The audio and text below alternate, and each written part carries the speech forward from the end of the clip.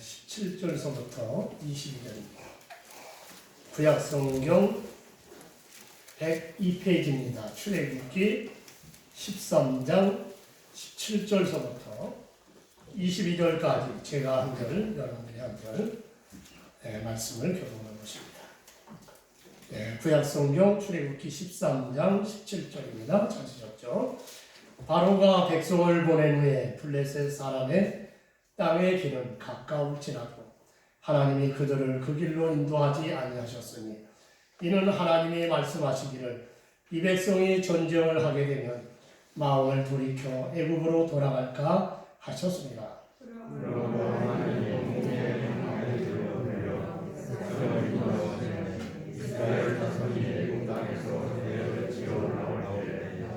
모세가 요셉의 유고를 가졌으니 이는 요셉이 이스라엘 자손으로 단단히 맹세하게 하여 이르기를 하나님이 반드시 너희를 찾아오시리니 너희는 내 유고를 여기서 가지고 나가라 하였음이더라.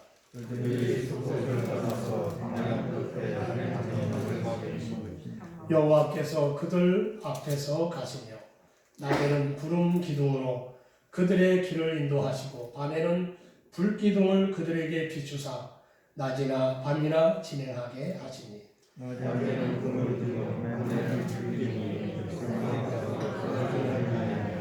아멘. 오늘 말씀의 제목은 앞에서 가시는 하나님, 이렇게 말씀을 본문을 의지해서 정했습니다. 앞에서 가시는 하나님이십니다. 코로나19가 1년이 넘도록 유행이 되고 전 세계 사람 가운데 코로나19에 감염돼 확진된 사람이 1억 명이 넘어섰습니다. 사망자는 또 210만 명이 넘었어요. 우리나라 코로나 확진자가 8만 명에 이르고요. 사망자는 오늘까지 1,400명이 훨씬 넘었습니다. 이렇게 되면서 사람들은 불안해하고 있죠. 열이 나고 목이 좀 칼칼해도 아이쿠 이 코로나 걸린 거 아닌가 하고 불안해합니다. 그뿐인가요? 조금만 통증이 와도 혹시 암이 아닌가 불안해하죠. 치과는 폭도합니다. 과연 나는 집이나 살 수 있을까? 결혼하지 않은 자녀가 과연 결혼이나 할 수 있을까? 내 노후는 과연 편안히 살 수 있을까? 미국은 정권이 바뀌었는데 과연 우리나라 이 한반도는 평안할 것인가? 북한이 핵미사일을 크게 만든 걸 소량 단위로 줄였어요. 조그맣게 만들어요. 그 핵미사일은 과연 우리 남한 땅에 떨어지지 않을까? 지금 우리가 살고 있는 시대는 걱정이 되지 않은 문제가 거의 없어 불안합니다. 그래서 우울증 환자가 급증하고 있다는 이야기를 듣고 있습니다. 새해가 되었습니다마는 정치적으로도 그렇고 경제적으로도 그렇고 사회적으로도 우리를 유쾌하게 하는 소식을 듣지 못하고 있습니다. 모든 것이 믿었지 않고 불안한 것밖에는 없다고 생각이 되어집니다. 그러나 그럼에도 불구하고 우리 믿는 성도들에게는 소망이 있습니다. 그것은 우리에게는 구주가 되시는 예수님이 계십니다. 그 예수님의 소망이 되는 겁니다. 우리 예수님 우리 삶에 우리의 소망의 키워드가 되는 줄 믿습니다. 오늘 본문 성경 말씀을 보면 이스라엘 백성들이 하나님의 특별한 은혜를 입어서 400년 동안 노예 생활하던 애굽에서 해방되어 출애굽을 하게 되었습니다. 하나님께서 애굽과 바로에게 10가지 재앙을 내리는 놀라운 기적을 행하셔서 이스라엘이 해방되었습니다. 그래서 이스라엘은 하나님의 약속하신 가나안 땅으로 가게 됐습니다. 그런데 이상하게도 하나님께서는 가까운 길을 버리시고 홍해바다 광약길로 인도하시는 겁니다. 오늘 여러분들에게 제가 지도 한 장을 나눠드렸어요. 여기 그림이 두 개가 있는데 하나는 지도고 하나는 양떼, 목자가 양떼를 이끄는 모습입니다. 자, 지도를 보시면 이 고센 람셋이라고 하는 곳이 왼편 상단에 그 애국 지중해가 보이고요. 나오죠? 자, 여기서 이제 이스라엘 백성이 이곳에 살았으니까 이곳에서 출발을 합니다. 자, 이렇게 하면 동북쪽으로, 그러니까 지중해를 끼고 쭉 동북쪽으로 가게 되면 블레셋 지역이 나오고, 그리고 바로 가나안 지역입니다. 가나안 땅에 이 길은요 천천히 걸어도 일주일이 안 걸리는 가까운 거리입니다. 그런데 지도를 보시면 아시겠지만 하나님께서는 람셋을 출발하여 숫꽃과 에담을 거쳐서 홍해바다를 건너고, 그리고 홍해바다를 끼고 시내 반도를 돌아가는 겁니다. 이 코스는 상식적으로 이해가 되지 않는 코스입니다. 그런데 그 이유를 17절에서 이렇게 기록하고 있습니다. 바로가 백성을 보낸 후에 블레셋 사람의 땅의 길은 가까울지라도 하나님이 그들을 그 길로 인도하지 아니하셨으니. 분명히 지중해를 끼고 블레셋 지역으로 가면 가나안으로 가는 길은 가깝다고 했습니다. 그런데 하나님께서 그 길로 인도하시지 않으시는 겁니다. 왜 그렇게 하셨는지 17절 하반절에서 이렇게 말씀하고 있습니다. 이는 하나님이 말씀하시기를 이 백성이 전쟁을 하게 되면 마음을 돌이켜 애굽으로 돌아갈까 하셨습니다. 가나안으로 가는 길은 지중해를 끼고 가는 길은 빠른 길입니다. 그러나 이 길에는 당시 철기로 무장한 호전적인 백성인 강력한 블레셋 족속이 기다리고 있다는 겁니다. 그런데 이스라엘 백성들은 애굽에서 노예 생활을 이제 막 벗어났습니다. 그러므로 체계적이고 조직적인 정비가 안 된 상태입니다. 특히 저들과 전쟁을 치를 만한 마음의 준비뿐만 아니라 군사적인 준비는 전혀 되어 있지 않았습니다. 그러나 하나님은 이스라엘이 전쟁을 하게 되면 두려워서 저들이 다 애굽으로 돌아갈 확률이 많다는 것을 아셨습니다. 사실 그랬어요. 그때로부터 약 1년 반 후에 이스라엘은 광야 한가운데 가데스 바네아라고 이게 바란 광야라고 하고 써있죠. 이 가데스 바네아에 도착을 합니다. 거기서 모세는 12명의 정탐꾼을 가나안 땅에 보내서 40일간 정탐하도록 했습니다. 그런데 그 정탐꾼들이 돌아와서 보고를 했는데 그 보고를 들은 백성들이 뭐라고 말을 합니까? 민수기 14장 3, 4절에 어찌하여 여호와가 우리를 그 땅으로 인도하여 칼에 쓰러지게 하려 하는가? 우리 처자가 사로잡히리니 애굽으로 돌아가는 것이 낫지 아니하냐? 이에 서로 말하되 우리가 한 7일간을 세우고 애굽으로 돌아가자. 그렇게 말합니다. 하나님께서 이런 이스라엘 백성들의 약함과 체질을 아셨던 겁니다. 그러나 하나님께서 이스라엘 백성들이 블레셋과 전쟁을 하게 되면 마음을 돌이켜 애굽으로 돌아갈까 염려하신 것은 표면적인 이유였습니다. 사실 이스라엘을 홍해의 광야길로 돌려 인도하시는 큰 이유는 따로 있었어요. 그것은 이스라엘 백성들이 지금 전혀 현재는 이해할 수 없었기 때문에 말씀하지 않으신 겁니다. 하나님께서 홍해길로 돌아가도록 만드신 큰 이유는 우선 이겁니다. 그 뒤에는 여러 가지 사건들이 있어요. 우선 뭡니까? 출애굽 14장에 보시면 바로 그 다음 장이죠. 하나님께서 이스라엘 백성들에게 바알스본 맞은편 바닷가에 장막을 쳐라 이렇게 명하십니다. 그런데 바알스본 맞은편 바닷가는 그 지형상 앞에는 홍해바다고 양옆에는 산이고 뒤에는 광야입니다. 사막입니다. 자, 이것은 뒤에서 이스라엘 애국 군대라도 추격해 와서 만약에 이스라엘을 치면 그 자리는 모두 죽는 자리입니다. 완전히 외통수에 지금 걸려 있는 거예요. 그런데 하나님께서 그렇게 하시라는 거예요. 왜 그렇게 했을까요? 그것은 바로의 군대를 유인하시려고 그렇게 하신 겁니다. 바로의 군대를 유인하여 홍해바다에 수장시켜 하나님의 영광을 드러나게 하시려는 것이었습니다.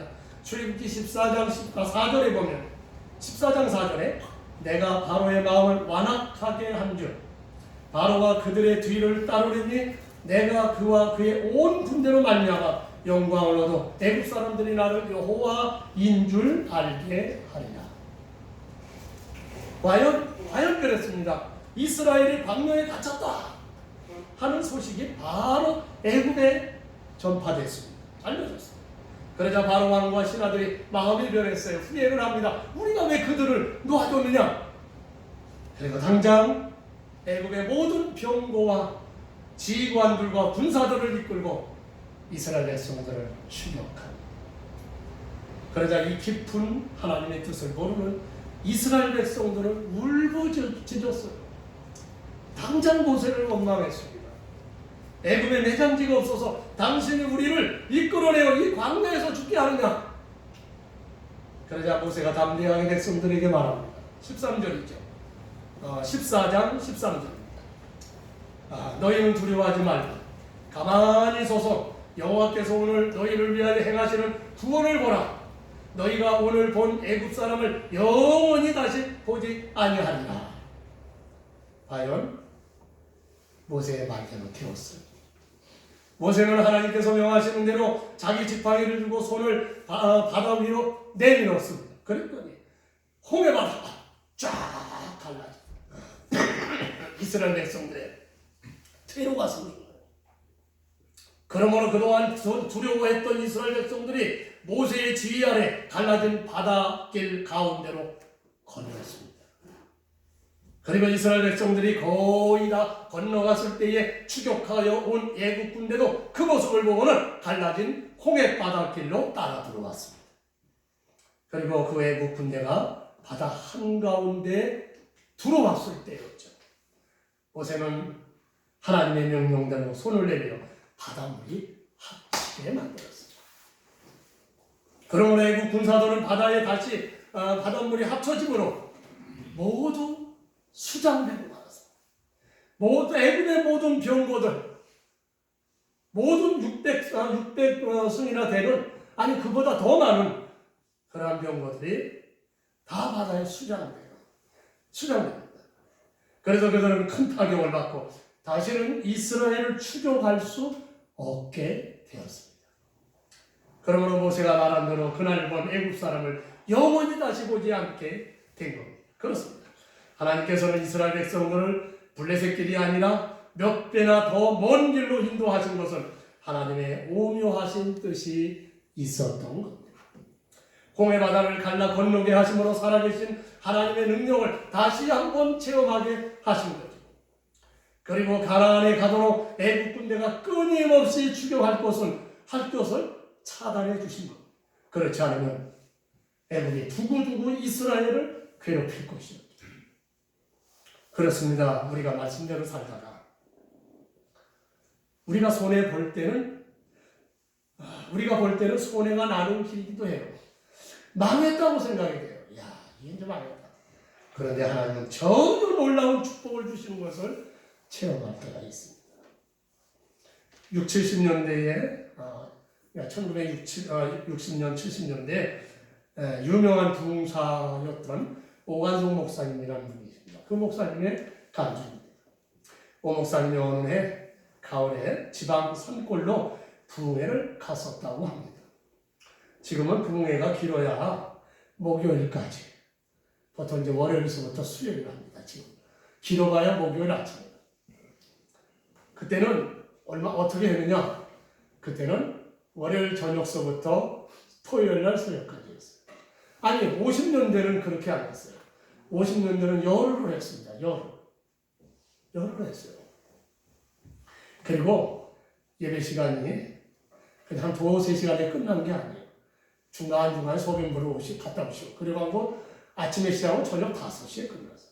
그리고 저녁 먹고 와서 또 했어요. 막 그런 때예요, 그때. 그런데 60-70년대는 좀 짧아졌죠.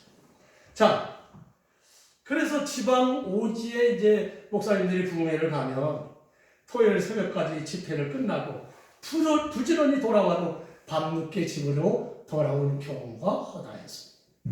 그런데 오 목사님이 이 시골 오지 교회 부흥회를 가서 토요일 새벽 집회까지 잘 마치고 이제 버스 정류장에서 버스를 기다리는데 저 건너편 길에서 어떤 여자가 큰 소리로 목사님 잠깐만요 기다려주세요. 그리고 소리를 치고 달려오는 거예요.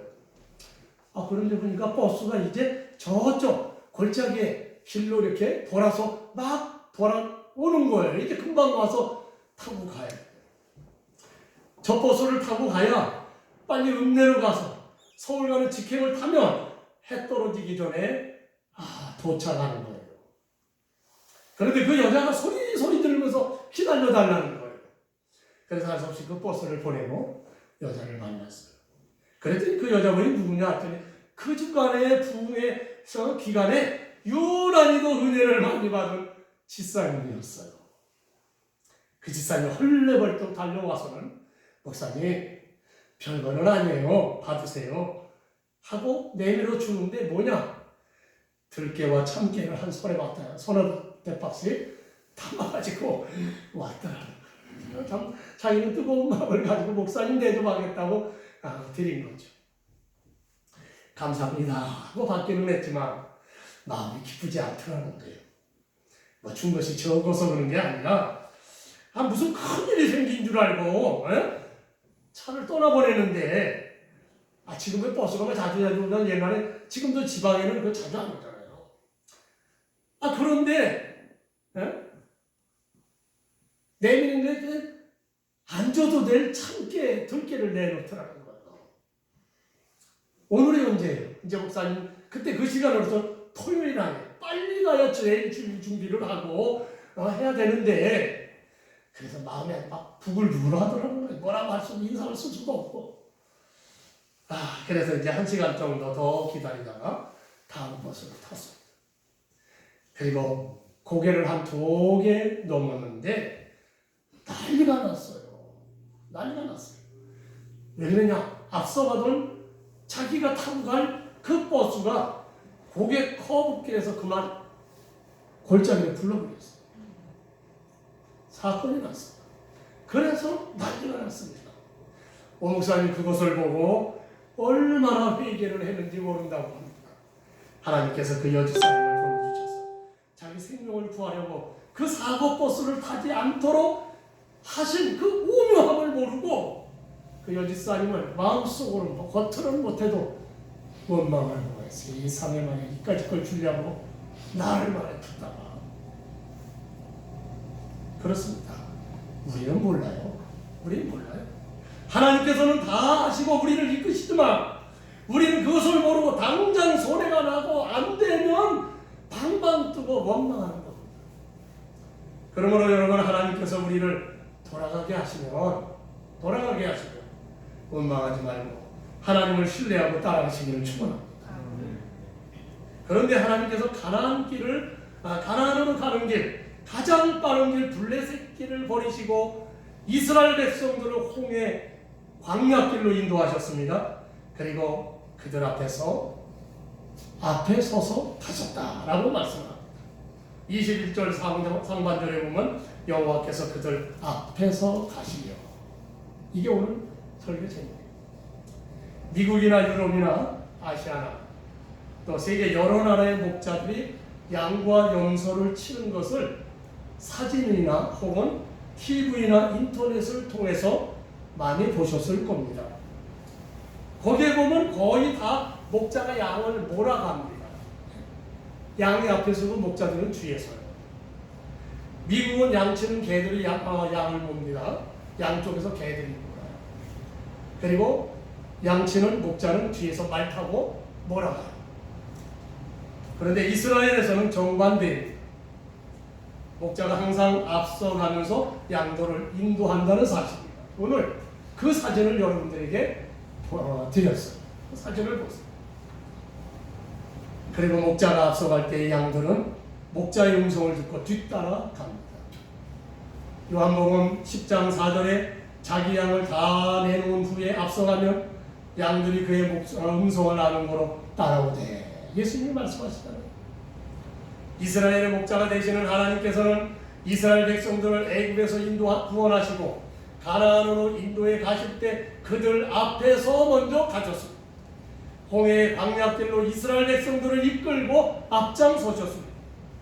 우리 하나님은 그때만 앞에서 가신 것이 아니고 이스라엘을 위하여 예비하시고 가나안에 들어가기까지 보호하시고 인도하시고 앞에서 가시는 것.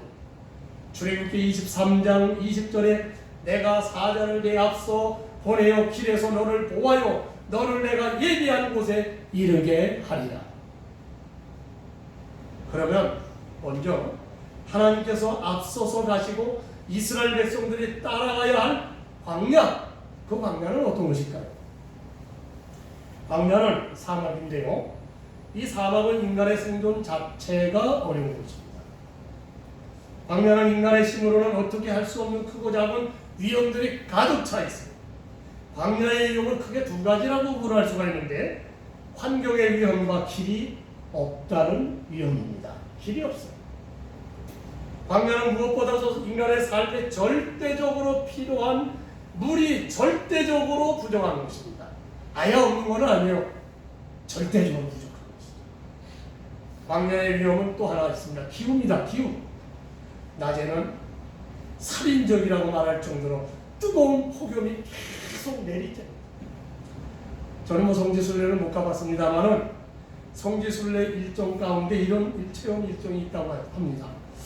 애굽에서 이제 보통 이제 성지순례는 애굽에서 시내반도를 거쳐서 예루살렘을 가는, 그게 이제 예루살렘 일정인데요. 그러면 애굽에서 이제 차를 타고 시내반도로 들어오죠.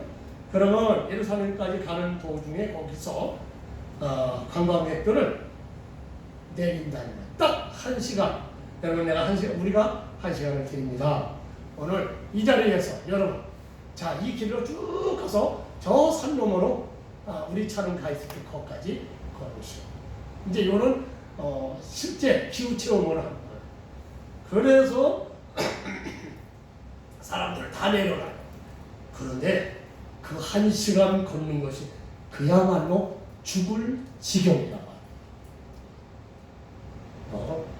우리 저 뜨거운 사우나 있잖아요. 사우나는 상대가 안 된다. 얼마나 뜨거워.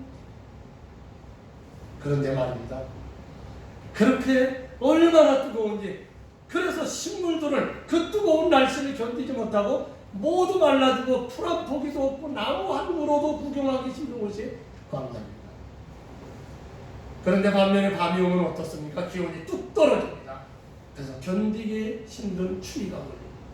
심하면 영하 1, 2도까지도 내려간다. 요즘에 얼마 전에 이스라엘 그쪽에 눈이 왔어요. 눈이 왔습니다. 몇십 년 만에 왔다면 에집트도 오고요. 눈이 왔어요. 그러므로 광야에서는 한여름철에도 밤에는 두꺼운 겉옷을 걸치고 지내야 하는 이유가 바로 그 때문입니다. 하나님께서는 이스라엘 백성들을 이런 위험한 광야길로 인도하셨지만 친히 그들 앞에서 앞장서서 가셨습니다. 그러면 어떻게 그들을 인도하시고 앞장서서 가셨을까요? 오늘 21절 말씀입니다. 여호와께서 그들 앞에서 가시며 낮에는 구름 기둥으로 그들의 길을 인도하시고 밤에는 불기둥을 그들에게 비추사 낮이나 밤이나 지내나게 하시니. 하나님은 영이시기 때문에 우리 육안으로는, 우리 육신의 눈으로는 보이지 않으시는 분입니다. 이게 제일 어려워요. 모든 종교가 다 눈에 보이잖아요, 신들이. 근데 우리 기독교만 하나님이 안 보입니다. 참 어려워요. 뭐가 보이면 사람들은 더 열심일 거예요. 하나님은 안 보이셔요. 그런데 그 하나님이 이스라엘 백성들을 앞에서 이끌고 가신다, 앞장서서 가신다. 어떻게 알 수가 있어요? 눈으로 안 보이는데. 그러므로 하나님께서 이스라엘 백성들이 눈으로 볼 수 있도록 구름 기둥과 불 기둥으로 임재하신 겁니다. 그 자체가 하나님은 아닙니다. 거기에 주님이 임재하셨습니다. 그래서 하나님께서는 낮에는 구름 기둥으로 밤에는 불 기둥으로 그들을 인도하시고 보호해 주시는 겁니다. 낮에는 구름 기둥으로 이스라엘을 인도하신 것은 앞에서도 말씀을 드린 것처럼 광야의 위험은 기후라고 그랬죠. 살인적인 불볕더위로 광야길을 걸을 수가 없는 거예요. 이런 광야는 불볕더위로 나무 한 폭이 풀 한 폭이고 살아남지 못합니다. 좀 나무라도 이 길거리에 나무라도 좀 있으면 나무 그늘을 말입니다. 이렇게 좀 그늘을 삼아서 지나갈 수 있는데 그런 게 없는 거예요. 햇빛을 피할 것이 없습니다. 그러므로 하나님께서 이스라엘 백성들을 위하여 구름 기둥으로 다 햇빛을 가려주시는 거예요. 차양막이 되지. 그러니까 이스라엘 백성들은 푸름 아래서 더위를 모르고 말 뜨거움을 모르고 걸어갈 수 있는 거예요. 이게 하나님의 방법이죠. 또 밤에는 불기둥입니다. 광야는 낮에는 40~50도까지 오르다가 밤에는 그 기온이 급격하게 떨어져서 심하면 영하의 날씨까지 된다는 게 아닙니까? 그러므로 불기둥은 밤에 그 추위를 막아주는 난로 역할을 하는 거예요. 난로 역할을 뜨거뜨거하게 해서 천막에서 잠자는 이스라엘 백성들이 추위를 막아요. 그리고 동물이나 불순한 사람들의 침입도 막아주는 거예요. 우리 하나님은 이러한 기후와 환경으로부터 이스라엘을 보호하시려고 구름 기둥과 불 기둥으로 나타나신 겁니다. 또한 길이 없는 광야에서 길잡이가 되신 겁니다. 그러므로 구름이 떠서 앞으로 나아가면 이스라엘 백성들은 다 일어나서 그 구름 기둥을 따라 앞으로 전진했습니다. 민수기 9장 17절에 구름이 성막에서 떠오른 때에는 이스라엘 자손이 곧 행진하였고 광야의 길잡이가 되십니다. 자, 그렇다면 우리 성도들을 하나님께서 인도한 오늘날에는 구름 기둥과 불 기둥은 뭘까요? 그 시대는 구름과 불 기둥으로 역사하셨습니다만 오늘날에도 하나님은 우리를 인도하신다는데 그럼 오늘의 불 기둥은 구름 기둥은 뭘까요? 오늘날 우리 믿는 자들의 구름 기둥과 불 기둥은 예수님께서 보내주신 성령님이십니다. 요한복음 14장 16절에 내가 아버지께 구하겠으니 그가 또 다른 보혜사를 너희에게 주사 너희와 함께 영원히 있게 하리라. 보혜사 성령이에요. 그 성령님은 오셔서 예수님께서 가르쳐 주신 모든 말씀, 오늘 우리가 가지고 있는 이 성경 말씀을 생각나게 하신다고 했습니다. 요한복음 14장 26절에 보혜사 곧 아버지께서 내 이름으로 보내신 성령 그가 너희에게 모든 것을 가르치고 내가 너희에게 말한 모든 것을 생각나게 하리라. 창세기에서부터 요한계시록까지 기록된 66권 성경 말씀 그 자체를 우리는 로고스라고 말을 합니다. 로고스. 제가 로고스라는 말을 또 로고스 레마라는 말을 잘 사용하지 않습니다만 그 말씀이지만 조금 우리가 환경에 따라서는 좀 이렇게 분류해서 하면 더 은혜가 됩니다. 자, 그 말씀 자체를 로고스라고 하죠. 요한복음 1장에 나오는 말씀도 로고스입니다. 자, 그런데 이 로고스의 말씀이 살아서 움직여 전에는 그렇지 않던 그 말씀이 내 마음에 감동이 됩니다. 하나님의 말씀을 보통 때는 그냥 넘어갔어요. 그런데 그 말씀을 읽는 동안 그 읽으면서 그 말씀이 내 마음에 확 와닿습니다. 어느 날 하나님의 말씀을 제가 설교를 합니다. 어떤 다른 분들의 설교를 듣습니다. 그런데 그 설교를 통해서 그 말씀이 내 마음속에 와닿습니다. 성령이 나를 감동해서 그 말씀에 감동이 오는 겁니다. 그러면 그 기록된 그 로고스 그 말씀이 성령에 의해서 내게 레마의 말씀이 되는 겁니다. 레마의 말씀. 그러니까 그것이 기록된 말씀이 오늘 직접 내게 주시는 말씀이 되는 겁니다. 이해가 되십니까? 구약성경 열왕기하 20장에 보시면 히스기야 왕이 병들어 죽게 됐어요. 그러자 히스기야 왕이 성전에 올라와서 하나님 앞에 엎드려 통곡하며 살려달라고 기도합니다. 그랬더니 하나님께서 히스기야의 기도를 들으시고 내가 네 날에 15년을 더할 것이다 라고 응답해 주셨습니다. 히스기야 왕은 그 하나님의 말씀대로 과연 죽지 않고 15년을 더 살게 되었습니다. 열왕기하 20장 6절에 내가 네 날에 15년을 더할 것이며 라는 말씀을 시스기야 왕에게 하나님께서 주신 말씀입니다. 그 말씀은 또한 기록된 로고스 말씀입니다. 그러나 그 말씀을 내가 읽으면서 내가 감동이 되면 그 말씀을 성령을 통해서 내게 주시는 말씀이 됩니다. 그러면 어떻게 됩니까? 그 말씀의 역사가 내게 일어납니다. 그래서 죽을 자가 생명이 연장되고 병든 자가 고침을 받는 줄을 믿으시기를 바랍니다. 지금도 하나님께서는 구름 기둥과 불 기둥으로 우리를 인도하시고 보호해 주시는 겁니다. 바로 이 시대에는 성령으로 그렇게 하시는 겁니다. 그러므로 늘 말씀을 읽고 늘 말씀을 듣는 시간을 귀중히 여기시기를 바랍니다. 그때 듣는 그 말씀으로 감동되면 그 말씀이 아브라함에게 주신 말씀이고 다윗에게 주신 말씀이고 시스기야에게 주신 말씀이지만 그 말씀은 내게 주시는 말씀이 되는 겁니다. 하나님께서 이스라엘 백성들을 구름 기둥으로 불 기둥으로 인도하셨는데 가나안에 들어가도록 그 구름 기둥과 불 기둥이 떠나지 않았어요. 그렇습니다. 나를 구원하신 우리 하나님, 세상 끝날까지 나를 떠나지 않으시고 나를 성령으로 말씀으로 인도해 주시고 축복해 주시는 겁니다. 그러므로 금년 한 해에도 주의 말씀대로 살다가 우리가 가는 길 돌아가는 길이에요. 그때 원망하지 말고 주님 말씀대로 순종하고 나아지기를 바랍니다. 주님은 우리를 성령으로 인도해 주십니다. 합력하여서는 이루어 주십니다. 그러므로 담대하게 승리하시는 한 해가 되시기를 주의 이름으로 축원합니다. 기도하시겠습니다. 하나님 아버지 감사합니다. 낮에는 구름으로 밤에는 불기둥으로 이스라엘 백성을 보호하시고 인도하셨던 주님, 아버지 오늘 날에도 성령님이 우리에게 오셔서 이와 같이 구름 기둥과 불 기둥이 되시고 우리를 인도하시고 보호하시고 축복하시는 그 은혜를 감사합니다. 하나님, 주님이 우리를 인도하실 때 돌아가는 길 같아서 답답하고 또 원망스러워도 아버지 주님의 오묘하신 뜻을 우리는 모르기에 주께 맡기고 주님만 의지하고 나갈 때 하나님의 놀라운 은혜를 받는 저희들 다 되도록 축복하여 주옵소서. 예수님의 귀하신 이름으로 기도합니다. 아멘.